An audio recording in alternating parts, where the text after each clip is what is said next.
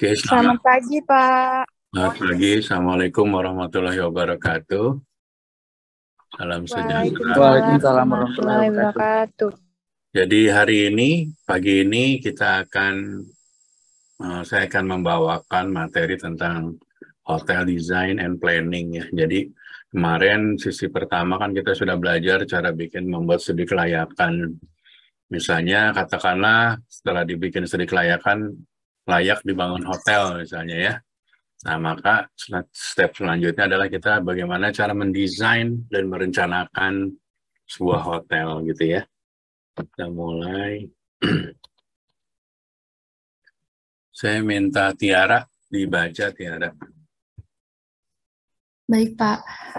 Common mistake in hotel planning, development, and operation. Hotel development are different. They are very diverse and quite complicated when compared to any other type of real estate investment and property development. They involve complex and overlap end-to-end process.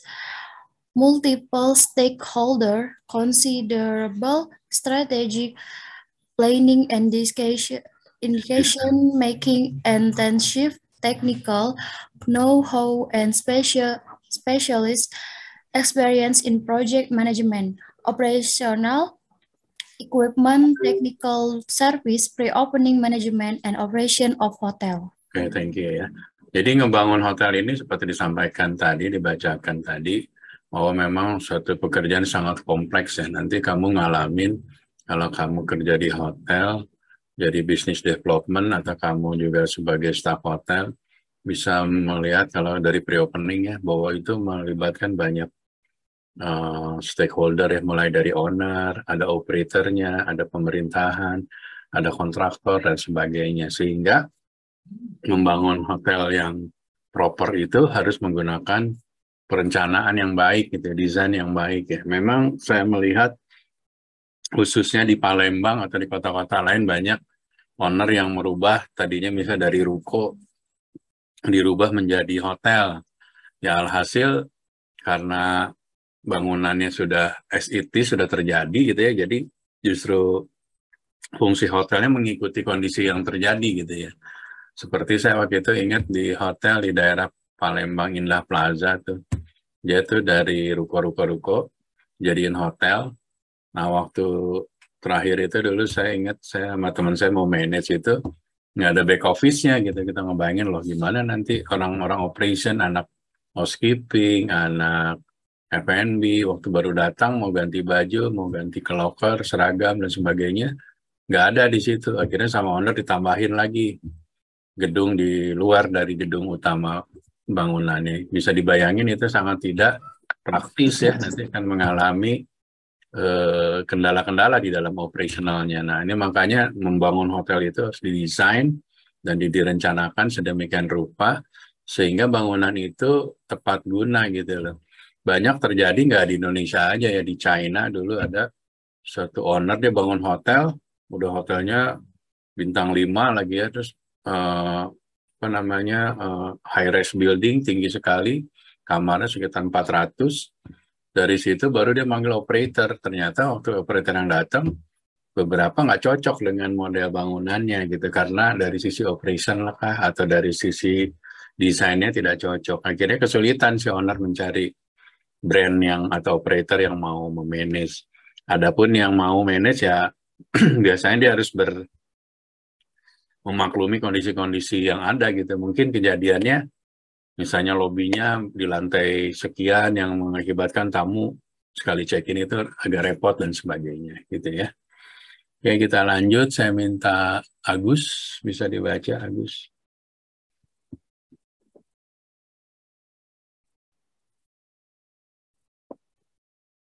Agus. Hotel development are risky. They are more time consuming and costly. Satu, by floor space, an average hotel can cost 3 times as much and take 3 times as long to build. 6.500 different Inggrisnya apa bahasa items. Inggrisnya, Gus? 6.500 bahasa Inggrisnya apa? Kamu orang hotel nggak bisa bahasa Inggris. 6.500 bahasa Apa dia ya? Oh ya, podio. 6.500 apa artinya? Bahasa Inggrisnya apa? 605,000 different items go 6,000. into Okay. hotels about 20 into an office block. An average 5-star hotel requires 27 different consultants and around 10 until 5% of the budget. The pre-opening offer 10%. 3 few owners have experience with hotels. Few architects, specialists in hotel design and for project management, first know how to manage hotel development process. Okay, thank you, Agus. Kamu harus pelajari lagi ya, teman-teman yang lainnya Inggrisnya. Kamu kan orang hotel, kerja di internasional, yang kurang lebih nanti tamunya ada orang asing. Bahasa Inggrisnya harus di-improve ya, diperbaiki ya. Someday kamu bisa kerja di hotel internasional brand, atau di luar negeri, atau di kapal. Kalau Inggrisnya nggak bagus, nanti kesulitan kamu kasih. Oke, jadi membangun hotel itu sangat beresiko, betul, karena kan dia membutuhkan nilai investasi yang sangat mahal ya. Uangnya besar, misalnya sampai miliaran gitu kan. Ingat yang waktu kemarin di sesi pertama, membangun hotelnya kemarin nilainya berapa miliar, masih ingat nggak? Ada yang ingat nggak kemarin? Di kuliah pertama, berapa miliar yang studi kasusnya? Masih ada yang ingat? Jadi di pelajaran pertama itu nilainya investasinya bisa 78 miliar. Jadi 78 miliar itu kira-kira owner bisa balikin modal lagi 78 miliarnya berapa lama, berapa tahun. Gitu ya, pada tingkat hunian berapa gitu kan. Kemarin studi kelayakan sudah diajarin ya. Nah, jadi membangun hotel itu membutuhkan sangat banyak konsultan ya, apalagi bintang 5 itu.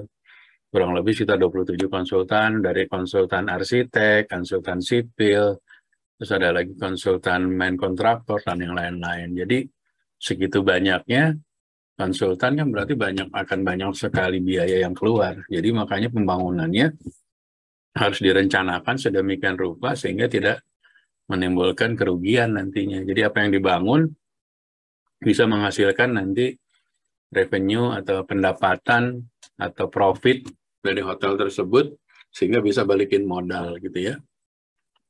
Banyak beberapa owner yang punya pengalaman. Ada owner kayak grupnya Raja Wali. Raja Wali itu punya beberapa hotel besar ya, kayak Four Seasons di Jakarta, St. Regis. Terus dia punya Sheraton di beberapa kota dan di Malaysia. Nah, owner seperti Raja Wali ini, dia selalu bermainnya di bintang 5 karena dia punya kelasnya memang mengambil market yang kelas atas gitu. Nah, kalau hotel-hotel bintang 5 itu harus di-manage dengan brand yang bagus ya. Karena kalau brandnya bagus, nanti dia punya captive market, sehingga jualannya akan insya Allah lebih mudah, lebih laku gitu ya, dibanding dengan brand yang baru dan sebagainya. Oke, saya minta Thomas dibaca.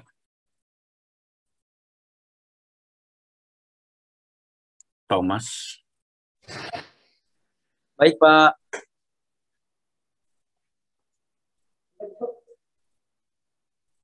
Common mistake in hotel planning, deployment, and operation. Hotel deployment requires specific know-how. They frequently attract financially content owner with background in various sectors, real estate, banking, law, tourism, and other, and with great opportunity but little experience in hotel deployment. This often leads to wrong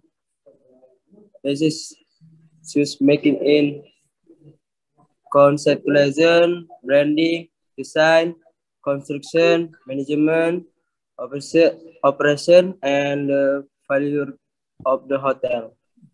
Oke, thank you Thomas. Kamu juga bahasa Inggrisnya diperbaiki lagi ya. Baik, Pak. Nah, jadi membangun hotel itu memang membutuhkan suatu, tadi kan saya bilang secara finansial membutuhkan dana yang cukup besar ya. Kayak waktu di kuliah pertama kan sekitar 78 miliar. Banyak beberapa owners hotel itu, kayak Windem yang punya Windem Palembang, mungkin background-nya dulu kontraktor atau development, tapi belum pernah bangun hotel. Jadi kan hotel ada spesifik karakteristik gitu ya. Kadang-kadang membutuhkan waktu untuk belajar ya. Karyawannya belajar, owner juga belajar gimana sih cara hotel.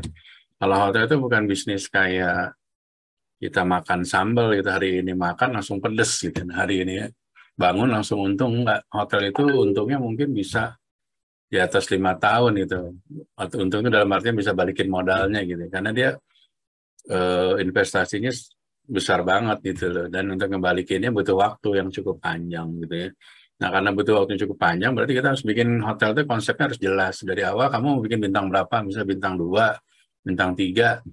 Kalau bintang 2 misalnya di situ ada misalnya ada Fave gitu ya, atau Jazz kalau Swiss Bell gitu ya. Nah, Fave sama Jazz itu di Palembang misalnya harganya range-nya berapa, mungkin 300 sampai 500 itu. Oke, konsepnya kamu mau bikin bintang 2 atau bintang 3.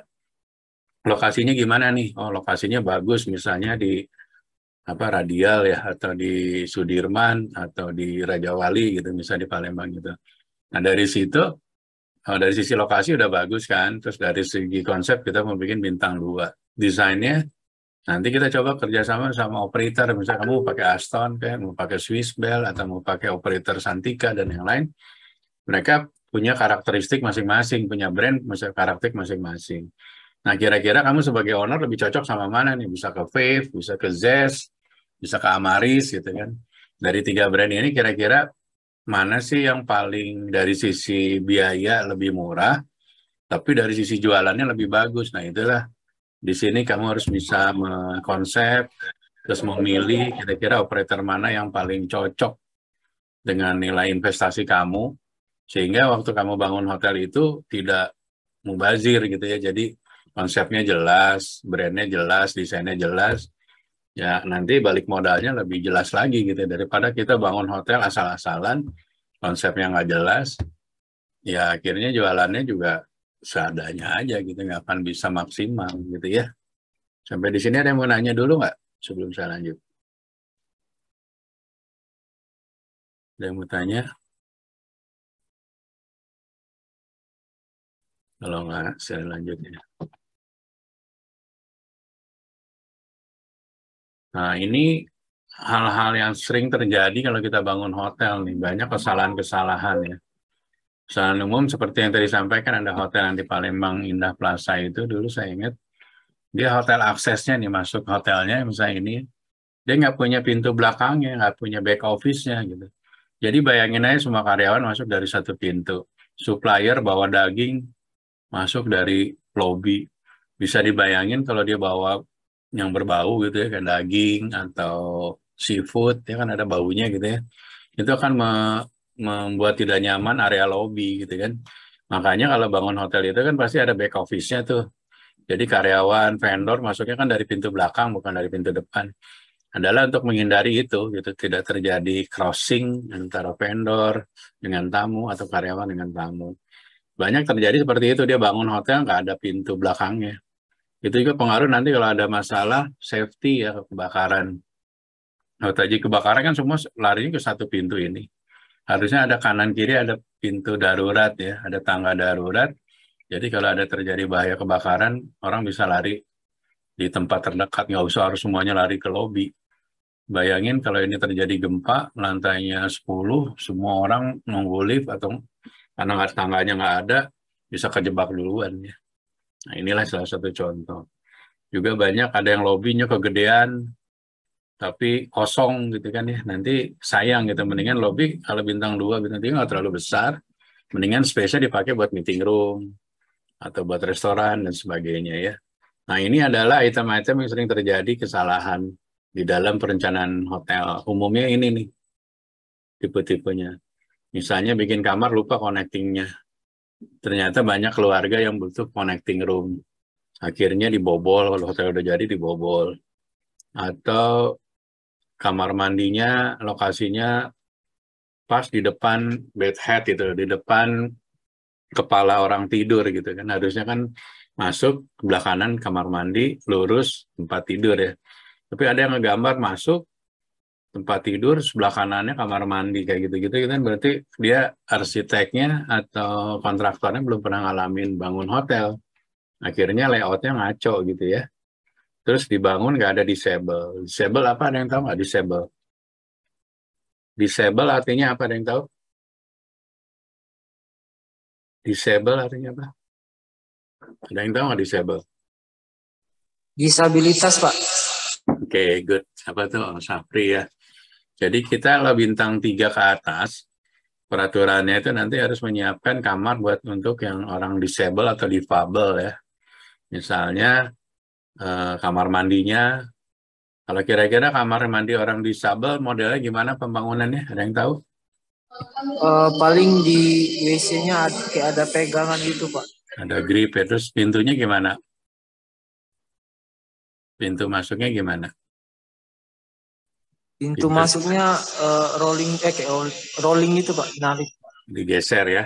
Iya, Nah, digeser. gitu-gitu jadinya ya. Jadi kamu lihat kalau di hotel itu ada disable guest room, kamu buka, pasti itu ada gripnya untuk pegangan. Terus pintunya juga di sliding. Nah ini kan kalau bangsa orang yang belum bangun hotel ngerti ini, dia nggak akan bangunnya, mungkin pintunya dibuka seperti pintu umum. Kan bagi orang yang difabel nggak bisa ya gitu, karena dia pakai kursi roda, apa susah ngedorongnya. Terus nggak ada grip kalau dia mau berdiri, nggak ada pegangan, juga bahaya kan terjatuh dan sebagainya. Nah ini adalah contoh-contoh, jadi banyak kesalahan waktu kita bangun hotel. Jadi nanti kamu kalau kerja di bagian business development ya, pengembangan bisnis, kamu harus kuasain ini gitu. Walaupun kamu bukan orang sipil, bukan arsitek, minimal kamu tahu yang tadi kayak udah saya bilang, pintu utama tidak boleh digabung sama pintu back office, entrance gitu ya, atau vendor dan sebagainya ya. Ada yang mau nanya nggak? Oke, kalau nggak saya lanjut. Nah, selanjutnya juga banyak dulu owner atau kontraktor bangun hotel nggak punya receivingnya area. Kan setiap pagi kan ke purchasing beli barang ya. Supplier akan ngirim barangnya di belakang. Biasanya kita ada loading dock. Loading dock itu terdiri dari apa aja? Ada yang tahu nggak apa? Kalau di loading docknya hotel ada apa aja di belakang? Ada yang tahu nggak? Kalau supplier sayuran, bawa sayuran, biasanya dia ngapain dulu kalau di hotel? Jadi kalau supplier itu masuk hotel kan biasanya sayurannya akan dicuci dulu ya. Berarti harus ada sink, ada water sink di daerah loading dock. Terus ada lagi yang namanya timbangan. Karena kan semua barang dihitung pakai kilo ya. Misalnya jadi berapa kilo harus ada timbangannya. Nah, tempatnya ini harus tersedia sehingga terima barangnya bisa proper, bisa benar gitu ya. Jangan sampai terima barang di tangga, terima barang di koridor gitu kan. Nanti ngebersihinnya repot dan sebagainya ya. Terus di bawah biasanya suka lupa, nggak ada cooling atau freezer atau chiller gitu kan. Yang gampang itu jadi supplier masuk, udah diterima receiving, barangnya langsung dimasukin ke freezer gitu ya. Terus kitchennya mungkin lupa dibangun atau kitchennya berjauhan dengan store. Bagusnya kitchen, store itu berdekatan. Jadi kalau tim kitchen perlu makanan, nggak usah jauh jalannya gitu ya. Nah, ini makanya lewat-lewat ini harus dibikin. Terus di back area harus ada staff entrance tadi ya. Jadi orang masuk, karyawan kan biasanya punch in, punch out dulu ya, absen ya di depan security. Terus dia ke uniform room, baru ke locker ganti baju. Nah, kalau bisa satu floor juga dengan kantin untuk karyawan makan dan sebagainya. Nah, hal-hal ini kalau kamu nanti kerja di business development, enak tinggal checklist aja. Ini udah, ini belum, ini udah, ini belum. Jadi kalau kamu meeting, bisa meeting gitu kalau dengan tim kontraktor, ini yang harus ada gitu ya. Oke. Nah ini 10 area yang sering banyak problem ya terutama kamar. Biasanya kamar nanti di slide berikutnya kita kasih tahu seperti apa problemnya. Terus back of the house saya sampaikan tadi ya, bahwa di back of the house kayak accounting, buat HRD, buat sales, buat engineering harus ada office-nya ya. Jangan sampai nggak ada space, jadi mereka kerjanya juga nggak ini. Apalagi untuk accounting kan harus ada data-data yang konfidensial ya, kayak gaji atau payroll kan nggak boleh orang tahu, jadi harus tempatnya steril, kamar mandi dan sebagainya. Ada yang mau tanya sampai di sini nggak? Kelasnya di mana? Oke, yang pernah praktek di housekeeping, menurut kamu, kalau kamu dikasih kamar seperti ini, kendalanya apa? Ada yang tahu nggak? Ada yang bisa jawab? Kalau kamu jadi room boy atau roommate, waktu ngebersihin kamar ini, kendalanya apa kira-kira? Paling menurut Syafri sih dari kalau warna putih gitu sih Pak, rentan terkena kayak noda-noda coklat itu kan, kalau ke dindingnya susah Pak ngebersihinnya Pak. Oke. Dindingnya bisa diganti langsung, kayak sofanya itu putih kan susah Pak. Ya betul. Terus apa lagi coba kira-kira? Susah narik bednya, Pak. Nah, narik bednya susah ya. Nah, kayak gini-gini nih. Kalau kamu jadi arsitek sih pengennya keren gitu ya. Wah, keren. Tapi karena kamu jadi housekeeping atau kita jadi orang operation kan bingung bersihinnya. Engineering juga akan banyak lampunya, ngebenerin kalau lampunya mati dan sebagainya gitu ya.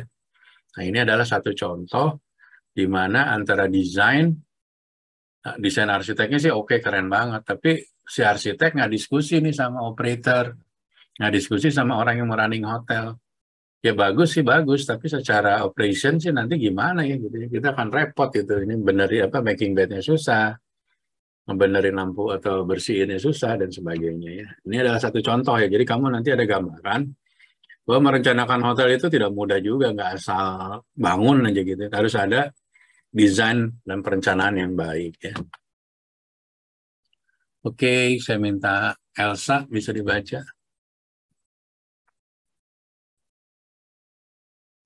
Baik, Pak. Too many room types and categories, and common misperception in that having many types of room increase the choice for guests, thereby widening the target market. The reality is having many different types of rooms creates confusion and pricing issues, affect marketing and sales, and limit the ability to accommodate large group. At the same time, it increases room cleaning, fit out, and maintenance costs, eating up owners' profit. Oke, thank you. Jadi perencanaan kamar juga harus diikutin dengan ada kategori lainnya. Jadi jumlah kamar twin itu nanti hubungannya dengan jumlah sitting capacity di restoran. Itu berhubungan dengan jumlah pack meeting, ruang meetingnya cukup berapa gitu. Jadi kalau kita bikin kamarnya misalnya twinnya ada 50, berarti kan kalau 50 dikali 2 100 ya. Minimal sitting restoran itu 100 karena belum yang kamar yang double bed ya. Yang ini kan yang twin aja 50. Kalau orang meeting kan berbarengan ya. Jadi bayangin aja orang meeting ada 50 kali 2, 50 kamar kali 2 orang. 100 kamar tapi kursinya cuma 50. Bisa dibayangin kamu kejadian ada satu hotel di mana makannya bergantian jamnya gitu. Kamu dikasih jam 7 sampai jam 8 kan nggak nyaman sebagai tamu ya nggak? Tamu kan ingin menikmati breakfast-nya, waktunya nyantai, nggak buru-buru dan sebagainya. Nah ini jadi gitu. Jadi setiap pembangunan tipe kamar itu berhubungan juga dengan sitting capacity restoran, berhubungan dengan ruangan meeting. Jadi banyak yang kejadian misalnya gitu ya, meeting room-nya gede tapi kamarnya kurang. Atau kebalikannya, kamarnya cukup, meeting room-nya kurang. Nah itu banyak yang terjadi di hotel-hotel seperti itu. Suara saya jelas nggak sih? Jelas Pak. Jelas, Pak. Ya, ada yang mau nanya nggak? Sampai sejauh ini. Kalau nggak ada, saya lanjutnya. Jadi rasio ini ada hitungannya nanti. Nanti kayak kamu mau ngitung berapa sih luasan bangket. Nanti di mata kuliah selanjutnya akan saya ajarin harus berapa gitu kan. berapa luasan restoran berbanding dengan jumlah kamar. Nanti ada pola perhitungannya ya. Oke, kita lanjut. Saya minta tadi siapa udah Dendi.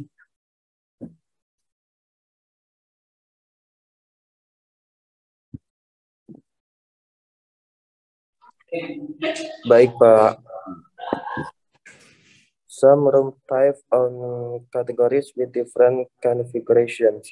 The light configuration and fitting out of guest room depends on hotel property dimensions, brand and operator standard, building design and budget, construction ratios, etc.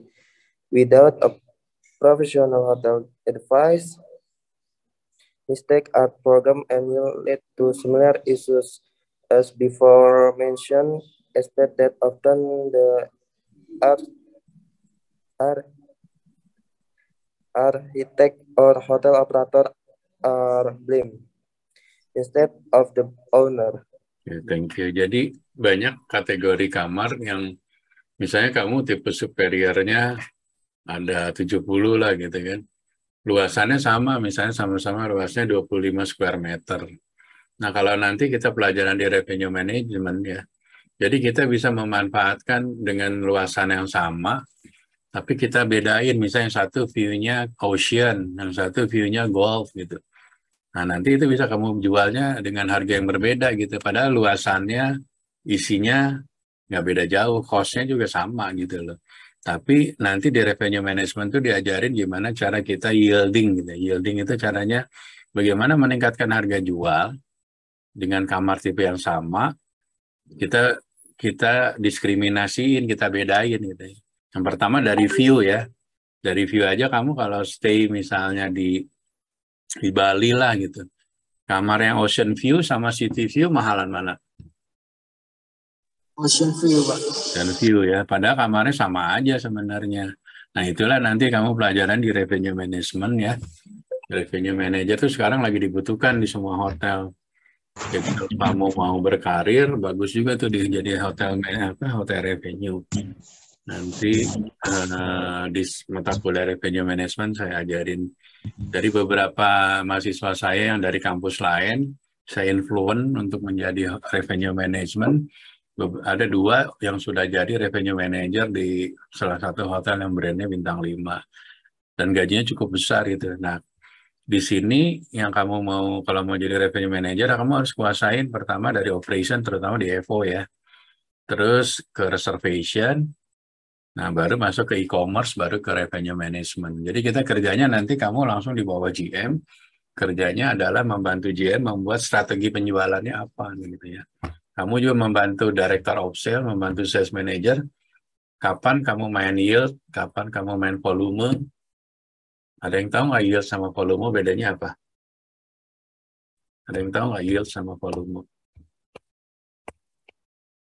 Ayo yang bisa, UTS-nya saya kasih A, bisa jawab apa bedanya yield sama volume? Ada yang tahu nggak? Kamu EVO siapa yang ngajarin? Mata kuliahnya gimana? Dia EVO apa aja yang diajarin? Diajarin cara bikin rate structure nggak? Bikin cara tarif, bikin rate di hotel diajarin nggak? Halo? Nggak ada yang jawab. Tolong aktif ya. Kalau nggak aktif ya sudah. Saya sih sayangkan itu kamu dapat dosennya orang praktisi, seorang GM di brand besar Marriott, tapi kamunya nggak aktif. Ya itu your luck lah. Oke, jadi yield itu bedanya adalah kita nanti kalau kamu jadi revenue manager, yield itu lebih ke mencari potensi harga jual yang lebih tinggi. Itu yield, kita main yield. Misalnya kamu okupansi lagi 90. Kalau kamu okupansi lagi tinggi, kamu maininnya harganya dinaikin gitu, pakai dynamic ya, harga yang dynamic naik. Nah, tapi kalau mungkin nanti kamu okupansi baru 30, kamu mainnya volume. Yang penting isi dulu gitu, harganya diturunin tapi volumenya biar naik, biar okupansinya naik. Itulah beda volume sama yield ya. Oke. Selanjutnya saya minta Wendy, bisa dibaca.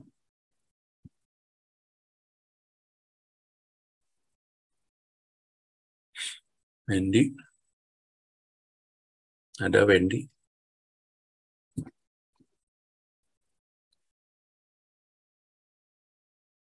Kalau nggak ada Elsa, bisa Elsa baca. Elsa. Baik, Pak.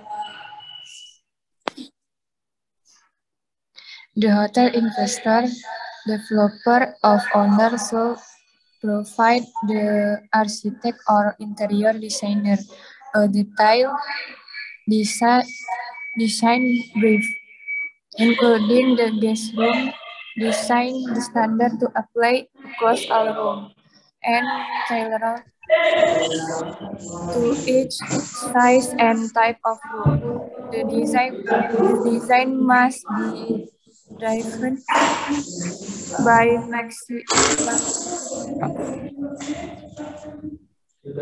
the guest experience and comfort during their stay. The interior designer must also keep in mind the efficiency of daily hotel operation, including the streamlining of guest check-in, housekeeping, and minimizing of maintenance due to wear and tear. Oke, thank you ya. Jadi kita sebagai pemilik hotel, terus pembangunan hotel, itu harus ngasih info ke arsitek kita, interior designer, bahwa selain fungsi estetika, keindahan, tapi fungsi operationnya harus juga diperhatikan gitu sama si arsiteknya. Jangan sampai nanti gambarnya secara desain sangat bagus, tapi secara operation mengganggu. Misalnya orang mau check-in jadi lama karena misalnya model tangganya gitu, jadi harus melewati beberapa tangga, atau misalnya koridornya kecil sehingga housekeeping nggak bisa pakai troli, harus pakai bucket gitu ya. Nah kayak gini-gini itu harus didiskusikan secara intens gitu selama pembangunan hotel itu. Maka banyak terjadi desain bisa dirubah-rubah gitu karena permintaan atau masukan input dari operatornya gitu. Karena misalnya dulu ada kejadian satu hotel, dia punya koridornya tuh cuma 1,2 meter gitu kan. Nah, itu kan kalau ada yang tamu masuk, housekeeping lagi ngerapiin kamar, makeup room, terus trolinya di depan orang nggak bisa lewat gitu karena trolinya mungkin panjangnya sekitar 1 meter, lebarnya 1 meter. Nah kayak gitu-gitu ya. Jadi kita tuh harus benar-benar mendesain sedemikian rupa sehingga dari segi estetika, sisi operation semuanya ketemu di satu titik ya. Oke, kalau kamu anak housekeeping, menurut kamu kalau kamarnya ini superior, menurut kamu kendalanya apa nih? Ini kamarnya superior yang paling rendah. Kalau ada kondisi gini gimana? Paling geser-geser sofanya Pak. Kadang juga kan suka dipindahin tamu, mau ngebalikin ke posisi awal sama ngecek-ngecek di bawah-bawah sofa itu kadang ada sampah tuh susah badan berat. Ya betul ya. Nah, kayak gini-gini tuh. Kalau yang ngebangunnya bukan orang hotel kan nanti kesian anak housekeepingnya. Kamarnya superior tapi kamar mandi segede gini.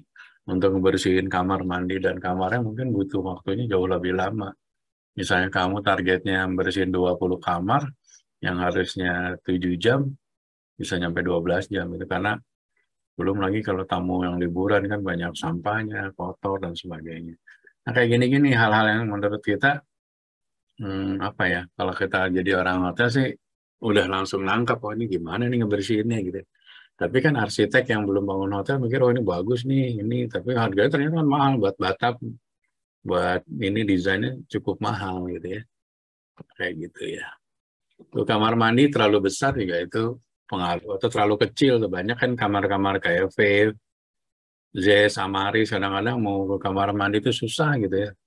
Pintunya satu, pintu antara kamar mandi sama toilet gitu kan. Nah itu kan tapi itu konsekuensi kan namanya kita nginap di hotel bintang 2 emang luasannya paling di bawah 20 ya, kadang-kadang 16 meter. Ada yang 14 malah yang nekat kecil banget gitu. Nah kayak gini-gini nih banyak yang jadi problem, penyimpanan tower rack-nya lokasinya salah ya. Jadi umumnya kan tower rack itu di atas kloset ya, tapi mungkin karena di atas kloset dia lupa bangun itu bisa pindah ke tempat yang lain atau di atas apa namanya batap itu kan salah ya, ngaco gitu ya. Tapi ini banyak yang terjadi kejadian kalau kamu nanti ngalamin, kamu lihat di desain hotel. Menurut kamu desain hotel ini udah sesuai nggak dengan kaidah hotel gitu ya. Nah yang kedua nih tergantung market kamu gitu ya. Dulu saya punya bangun hotel di daerah Jababeka. Jababeka itu daerah industri ya, di situ banyak perusahaan Jepang, perusahaan Korea, dan perusahaan besar yang lain. Satu saat saya ketemu sama orang Toyota. Kita diskusi, kita mau bangun hotel gitu. Dan orang Toyota menjanjikan akan juga kirim tamu. Dia bilang, saya akan kirim tamu 1 bulan itu long stay rata-rata 80 kamar. Waktu itu saya bikin kamar 150 kamar. Kalau diisi 80 kan okupansinya udah lumayan gitu ya nggak? Nah, tapi orang Jepang itu, si Toyota itu minta produknya disesuaikan dengan market dia, market Jepang. Yang pertama, dia minta setiap kamar ada bathtub, dan minta hot waternya sampai ke bathtub itu 40 derajat. Karena orang Jepang senang berendam di air panas. Untuk dapetin 40 derajat sampai ke bathtub itu, dari boiling waternya mungkin 80 derajat gitu ya. Terus turun kan, akan mengalami penurunan kan, itu kan misalnya boiler di lantai 10 gitu, rooftop. Dia melalui beberapa jalur, melalui beberapa kamar. Kamar yang di bawah pun harus dapatnya 40 derajat. Nah, gimana caranya? Itu ada tekniknya dari engineering nanti. Nah, kayak gitu-gitu. Terus orang Jepang itu dibilang, katanya orang Toyota itu, dia punya dua handphone, 1 laptop, dan 1 tab. Dan dia minta power elektriknya atau colokannya itu yang kakinya 3 ya, kalau Jepang itu kakinya 3. Nah, jadi kita sesuaikan dengan marketnya gitu, karena supaya dapetin market Jepang itu dengan maksimal gitu ya. Nah, kayak gitu-gitu kamu harus juga ngeliatin nanti hotel kamu kira-kira market terbesarnya siapa. Dulu ada hotel di Jakarta ya, karena dia punya market Jepang, dia bikinin 1 floor namanya Japanese floor. Jadi in-house musiknya di situ bahasa Jepang, terus menu-menunya Jepang, TV-nya juga Jepang, dan sebagainya. Nah, kayak gini-gini juga harus kita perhatiin tuh, kalau kita punya market yang besar ya. Kalau marketnya kecil jangan. Kalau marketnya kayak tadi saya bilang, si Jepang itu akan ngirimin 80 kamar dari sekitar 150 kan udah di atas 60 ya. Kenapa nggak kita ambil aja gitu loh. Kurang lebih seperti itu ya. Ada yang mau nanya nggak? Dari tadi nggak ada yang nanya ya. Oke, kita lanjut. Ini adalah contoh nanti kamu kalau hotel kan ada guest comment ya. Guest comment nanti akan lihat gimana sih fasilitasnya. Ada yang cukup, bagus, excellent, dan sebagainya. Nah, ini juga masukan-masukan dari guest comment nanti berharap menjadi perbaikan kita ya. Tapi kadang karena udah desainnya udah salah gitu ya, pasti si air panasnya nggak bisa panas. Pasti nanti kan problem. Pasti komennya nanti pasti jelek air panasnya. Atau AC-nya nggak dingin karena memang dari desain, misalnya kejauhan antara outdoor sama indoornya. Outdoor dan indoor itu ada batasannya kalau nggak salah sekitar 10 meter. Ada satu hotel yang outdoornya bisa 20 meter gitu, narik kabel, narik selang pipanya itu kejauhan. Jadi untuk dinginnya susah gitu, lama gitu. Nah, kayak gitu-gitu tuh, itu yang akan menjadi problem nanti. Kamu kalau punya hotel yang nggak didesain secara proper, akan menuai banyak komplain gitu ya. Nah, ini desain dari kamar mandi. Nah, ini juga sama. Di F&B nanti akan menjadi problem ya kalau kamu juga desain hotel. Ini kayak gini, antara anak kitchen bawa makanan untuk di-display di buffet, sama waiter, waitress serve ke tamu sama bawa makanan, piring kotor ke itu, tidak boleh terjadi crossing, tabrakan gitu istilahnya. Jadi harus jalurnya, space-nya harus cukup. Lantai nggak boleh licin, apalagi kalau anak kitchen, di kitchen nggak boleh licin. Banyak kejadian dulu saya bangun hotel, pas saya datang ternyata kitchennya lantainya licin sekali, sehingga makan kecelakaan nanti kalau cook atau kitchen dan sebagainya ya.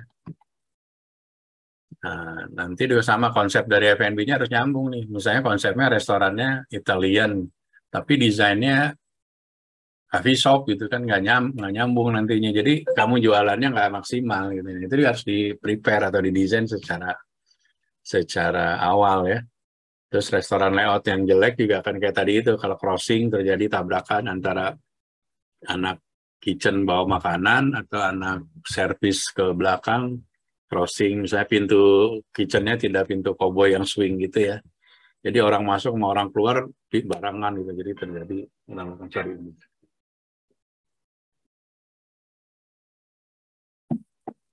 Oke, kita lanjut. Ini juga buffet design, kadang-kadang ada yang bangun buffetnya panjangan, table-nya gitu ya, sehingga waktu makanannya main course-nya mungkin cuma 4, kelihatan kosong gitu ya. Nah, kayak gini-gini nih. Saya pernah dulu ngalamin buka hotel, ternyata buffetnya kepanjangan, akhirnya harus kita potong supaya kelihatan cantik gitu ya, nggak terlalu kosong nantinya dan sebagainya. Pemasangan kitchen juga harus sesuai dengan safety-nya dan sebagainya ya. Oke. Nah, saya mau nunjukin yang ini. Nah, ini nih yang bagus kayak gini nih. Kalau lobby itu kan luas ya. Bagusnya tinggi, nggak banyak pilar. Jadi kalau kita masuk ke ballroom bintang 5 atau lobby bintang 5 tuh wow efeknya tuh dapat. Jadi orang masuk wow gede banget gitu kan. Jadi dapat wow efeknya. Nah, banyak ada hotel juga di daerah Sumatera Utara, lobbynya gede banget tapi kosong gitu loh, kayak gini kosong gitu. Jadi kelihatan nggak hidup. Kalau bagus tuh kan ada sofa-sofanya, terus mungkin ada grand piano. Jadi suasana lobbynya tuh dapet gitu ya, bintang 5-nya ya. Nah ini semua nggak lobby aja, semua hotel harus direncanakan sedemikian rupa kayak gini, penggunaan lampu yang sangat banyak, lighting, satu mahal, kedua listriknya tinggi, ngebersihinnya juga susah dan sebagainya, itu yang harus kita pelajarin ya. Nah ini desain, nanti terakhir ke desain. Back office itu kan mulai dari karyawan masuk, lewatin timekeeping, lewatin uniform room, masuk ke ke uniform, ke locker, terus di kantinnya dan sebagainya. Dibikin sedemikian rupa jadi flow-nya tuh circle gitu ya, nggak bolak-balik. Misalnya kamu masuk ngambil uniform di ujung, dari uniform lari lagi ke lockernya di ujung. Jadi nggak ribet itu, harusnya satu looping, satu alur gitu ya. Jadi dari masuk misalnya timekeeping, masuk ke uniform, masuk locker langsung naik ke operation, kayak gitu ya, yang benar desainnya. Oke, karena saya mau morning briefing, jadi kita terusin biar cepat ya. Jadi ini gym biasanya untuk bintang 3 tidak keharusan jumlah besaran alatnya. Tapi di bintang 4, bintang 5 biasanya kita nambahin supaya kenyamanan tamu ya. Tapi minimal ada treadmill, ada apa sih namanya ini kayak sepeda gitu ya, sama barbel. Tapi kalau yang lebih bagus lagi yang lengkap gitu dengan kolam dan sebagainya. Oke. Kalau nggak ada pertanyaan, seperti biasa setiap mata kuliah diakhiri sama kuis ya. Jangan lupa ini dijawab pertanyaannya ini. Kamu email. Dan jangan lupa ya, di subjeknya tulisannya ini ya, nama kampus kamu. Karena saya udah bikin auto forward kampusnya ini, akan lari ke foldernya kampusnya masing-masing gitu ya. Oke, ada pertanyaan? Kalau nggak ada, saya akhiri. Nanti videonya saya share mungkin siang ya, setelah saya edit dulu. Oke, kalau nggak ada pertanyaan, terima kasih. Ketemu lagi. Besok libur ya? Kamu tuh Iya, Pak, libur. Rabu ya? Oke, kalau nggak ada lagi, thank you. See you next week ya. Thank you Pak Dino. Terima kasih Pak Dino. Terima kasih Pak.